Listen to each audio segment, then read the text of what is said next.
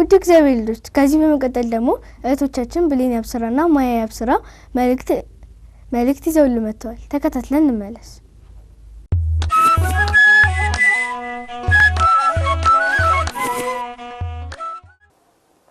በስመ አብ ወወልድ ወመንፈስ ቅዱስ አሐዱ አምላክ አሜን። ሰላም ጤና ይስጥልን። በመላው ዓለም የምትገኙ ውድ እግዚአብሔር ልጆች እህቶቻችንና ወንድሞቻችን እንደምን ሰነበታችሁ? ደህና ናችሁ? እግዚአብሔር ይመስገን እንዳላችሁ ተስፋ እናደርጋለን። አሜን። የአምላካችን የልዑል እግዚአብሔር ስሙ ዛሬም ዘወትርም የተመሰገነ ይሁን። እንኳን ለቅዱስ ገብርኤል ዓመታዊ ክብረ በዓል በሰላም አደረሳችሁ አደረሰን። ቢሉ እህቴ። አቤት ማያ እህቴ። ዛሬ ቅዱስ ገብርኤል ምን ያደረገበት ዕለት ነው? ጥሩ ጥያቄ ነው ልጆች። መልሱ 3 ደቂቅን ያዳነበት ዕለት ነው። እሺ 3 ደቂቅ እነማን ናቸው? በጣም ጥሩ። አሁንም በጋራ እንመልስ። እነማን ይመስላችኋል ልጆች? በጣም ጥሩ። 3 ደቂቅ ማለት 3 ሕፃናት ማለት ሲሆን እነርሱም አናንያ፣ አዛርያና ሚሳኤል ወይም ሲድራቅ፣ ሚሳቅና አብደናጎ ይባላሉ። ከምንድን ነው ያዳናቸው? ከሚነደው እቶን እሳት ውስጥ ነው ያዳናቸው። በምን ምክንያት ነው እሳት ውስጥ የገቡት? በዘመናቸው ናቡከደነጾር የሚባል ጣዖት አምላኪ ንጉስ ነበር። እሺ። ሰው ሁሉ ንጉሱ ላቆመው ጣዖት ሲሰግድ አናንያ፣ አዛርያና ሚሳኤል ግን አልሰገዱም ነበር።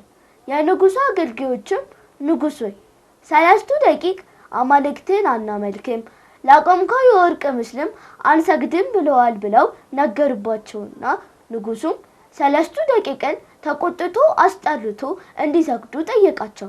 ካልሰገዱ ግን ወደሚነድ እሳት ውስጥ እንደሚጨምራቸው ነገራቸው። እና እነርሱ ምን አሉ? እነሱማ ላቆመው የወርቅ ምስል እንደማይሰግዱ አስረግጠው ነገሩት። እንዲያውም ምን አሉት መሰላችሁ ልጆች? ከእቶን እሳት የሚያድነን አምላክ አለ፣ ባያድነንም እንኳን አንተ ላቆምከው የወርቅ ምስል አንሰግድም አሉት። ከዚያማ ወደ እቶን እሳት ውስጥ ተጨመራቸው። እና እሳቱ አላቃጠላቸውም?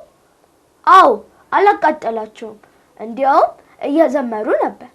ምክንያቱም እግዚአብሔር ለሚወዱት ሁሉ ቅርባቸው ነውና የሚያድናቸውን መልአክ ላከላቸው።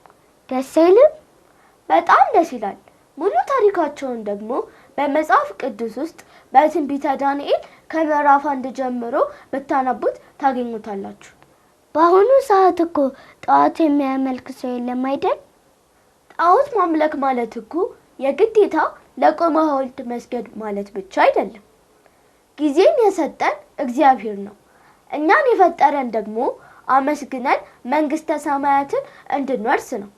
ስለዚህ የሰጠንን ጊዜ በወሬ በቲክቶክ እና ኳስ ጨዋታ በማየት የምናባክነው ከሆነ ጣዖት እንደማምለክ ይቆጠራል። ስለዚህ ጊዜያችንን በአግባቡ መጠቀም አለብን ማለት ነው። አዎ፣ ባለፉት ሳምንታት ስለ ሰማዕትነት ምንነት የነገርናቸውም እኛ ለእግዚአብሔር ከታመንንና ወደ እርሱ ከቀረብን እግዚአብሔር ሁልጊዜ በቀንና በማታ የሚጠብቀንን መልአክ ያዘጋጅልናል። እውነት ነው። ለዛሬ በዚህ እናብቃ። በተጨማሪም ደግሞ መጽሐፍትን አንብቡ፣ ጠይቁ የሚለውን መልእክታችንን እንዳትረሱ። እሺ ጎበዞች።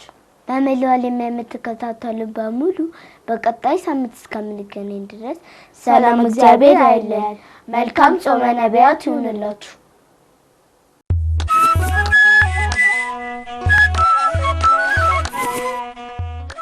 መልእክቱን ላቀረቡልን ለእህቶቻችን ብሌንና ማያ እግዚአብሔር አምላክ ቃልዎትን ያሰማል። አሜን።